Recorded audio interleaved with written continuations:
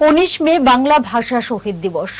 1961 সালে এই দিনে আসামের শিলচর শহরে বাংলা ভাষাকে সরকারি ভাষা স্বীকৃতি দেওয়ার দাবিতে আন্দোলনরত 11 জন মৃত্যুবরণ করেন। এই দিনটি স্মরণে আমরা বাঙালির তরফে আজ নানা অনুষ্ঠানের আয়োজন করা হয়েছে। আগরতলায় তাদের দলীয় কার্যালয়ে এই উপলক্ষে এক অনুষ্ঠানে ভাষা শহীদদের স্মরণ করেন দলের নেতা কর্মীরা।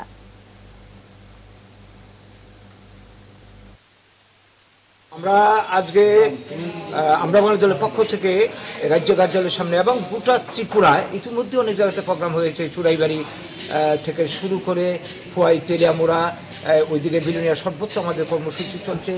এই যে একাদশ ভাষা শহীদ 1961 সালের 19 মে এমন একটি দিনে কাছাড় জেলার শিলচর রেল স্টেশনে বাংলা ভাষার মর্যাদা রক্ষার জন্য একাদশ শহীদ বাঙালি তরুণ তরুণী প্রাণ বিসর্জন করেছিলেন।